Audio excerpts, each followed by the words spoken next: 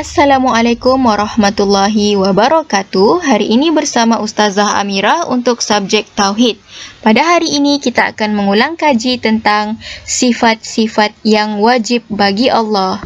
Sifat-sifat yang wajib bagi Allah yang pertama iaitu ada. Allah itu ada.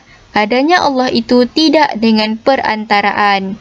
Kita wajib beriman bahawa Allah itu ada. Bukti Allah itu ada ialah adanya alam ini. Macam yang kita lihat sekarang, ada bumi, ada bulan bintang, ada matahari, ada pelangi. Alam ini diciptakan oleh Allah Ta'ala daripada tiada.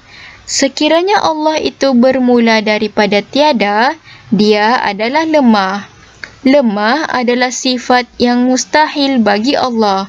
Oleh sebab itu, tetaplah Allah itu bersifat dengan sifat ada. Yang kedua, sedia kala.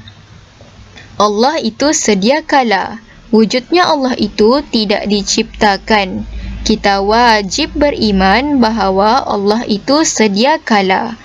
Bukti Allah itu sedia kala ialah setiap sesuatu itu baharu, setiap yang baharu itu diciptakan. Setiap yang diciptakan itu adalah lemah. Oleh itu, wajiblah bagi Allah bersifat dengan sifat sedia kala. Allah itu wujud tanpa diciptakan oleh sesiapa pun ataupun oleh apa-apa pun. Allah itu memang sedia ada. Allah itu memang sedia kala. Seterusnya, Allah itu kekal. Kekalnya Allah itu ia tidak binasa. Kita wajib beriman bahawa Allah itu kekal. Bukti Allah itu kekal ialah sekiranya Allah itu rosak atau binasa, tentulah Allah itu sama dengan makhluk.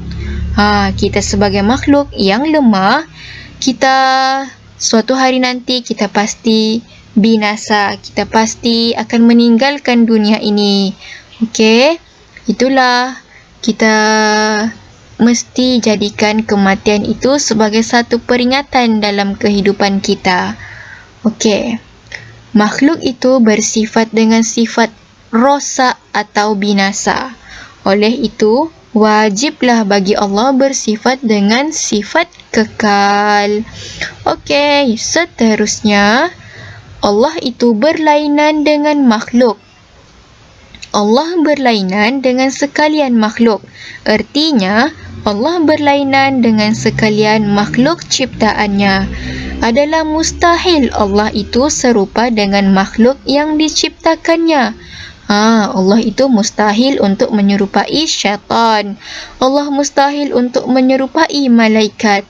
Allah mustahil menyerupai manusia. Sekiranya Allah itu serupa dengan makhluk, adalah ia bukan Tuhan yang kita sembah. Allah Tuhan yang kita sembah bersifat dengan sifat berlainan dengan makhluk. Okey, seterusnya Allah itu berdiri dengan sendirinya. Macam mana tu berdiri dengan sendirinya? Allah bersifat dengan sifat berdiri dengan sendirinya, yang bermaksud Allah tidak memerlukan pertolongan dari makhluk yang lain. Sekiranya Allah memerlukan pertolongan dari yang lain, ini bermakna Allah itu lemah, tidak sempurna dan tidak layak menjadi Tuhan. Oleh yang demikian, Allah tidak berhajat kepada yang lain kerana Allah itu bersifat dengan sifat berdiri dengan sendirinya. Kita sebagai makhluk Allah, apabila kita ingin meminta pertolongan, kita mesti minta dengan kawan kita, ibu bapa kita kan?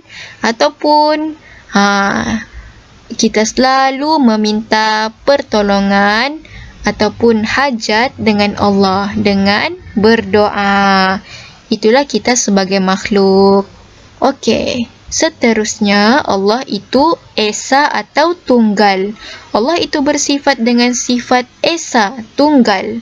Ertinya bahawa Allah itu Tuhan yang Maha Esa, Tunggal dan mustahil berbilang-bilang, iaitu banyak.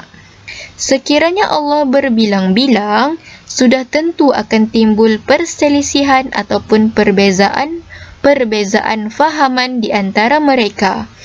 Oleh sebab itu, akan binasalah alam ini. Oleh itu, sudah tentu Allah itu Tuhan yang Maha Esa, Maha Pencipta lagi Maha Berkuasa. Okey. Seterusnya, tiada sudah. Okey. Nampaknya itu saja perkongsian kita pada hari ini. Diharapkan ia bermanfaat untuk semua insya-Allah. Assalamualaikum warahmatullahi wabarakatuh.